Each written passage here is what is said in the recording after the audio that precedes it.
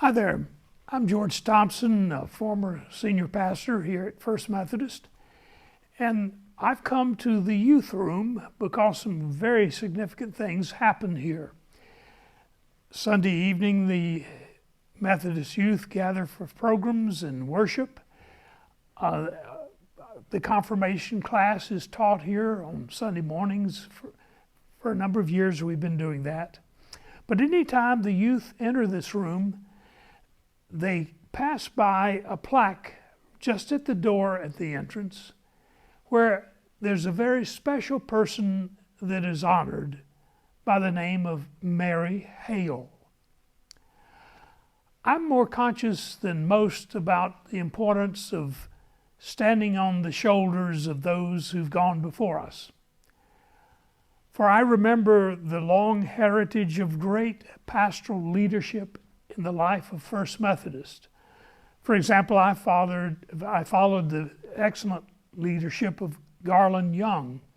And my main mission in the initial years here was don't mess up what good things Garland has done. And so Garland had so contributed to the ministry of our church that all I had to do was to continue so many of the inward and outward things that he had initiated. Likewise, in the life of our Christian education program, those who are currently conducting the Sunday school programs and the vacation Bible school programs and the various things and activities in the life of children in our church owe a great deal to the one upon whose shoulders they too stand. Mary Hale is 80 years in age and is a resident of Silver Bluff.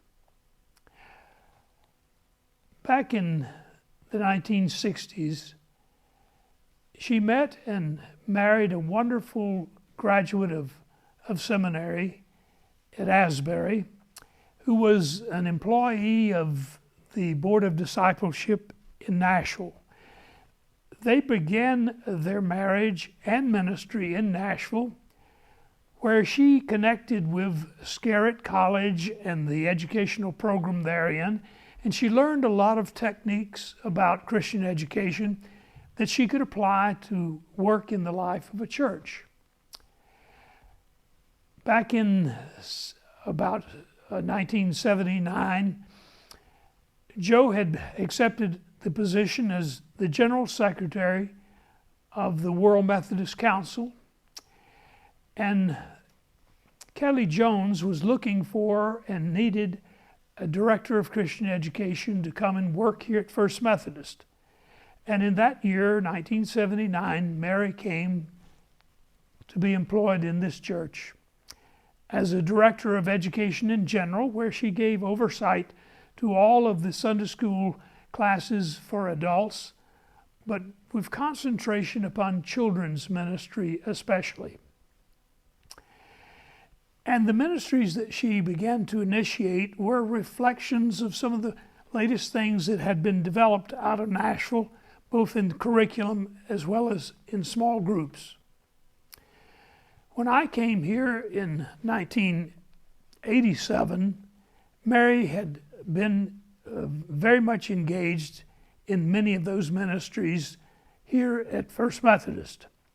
And one of the first things that she introduced me to, because on the first week I was here, they were already engaged in it, was Bible Times Marketplace, which she had brought to the church. This was, of course, as it is now, a gathering of a large number of children, many of whom are not even members of any church, who come here with the joy of participating in something very creative. There were crafts that were being done by retirees of the church that were reflective of early Christianity, first century kind of techniques. Many of the artifacts that were in the rooms here in Bible Times Marketplace were brought by Joe Hale from the Middle East. For example, Mary used this shofar to call the children to a story time. And Bible stories were not just told, but enacted, as we do in our tradition now. The shofar was the sound that symbolized coming together of all the children to learn a story from the Bible that they would use in small groups, the tribal meetings that were taking place in the tents here at First Methodist. At that time, we did not have the fellowship hall, so we were meeting outside in the tents. The program grew so large while we were here that when it grew over 200 children coming, we had to move it out to Lake Junaluska so that we could accommodate the vast numbers that were here. And of course, we needed the support group that would come from those within the life and membership of the church that would teach the crafts and lead the tribal groups and so forth. Mary would meet with those who taught Sunday school always on Saturdays to make sure their rooms were all set up and the materials were in place and the tables were all very well situated and boards were decorated. And she made sure that every one of the classes was filled with good teaching techniques.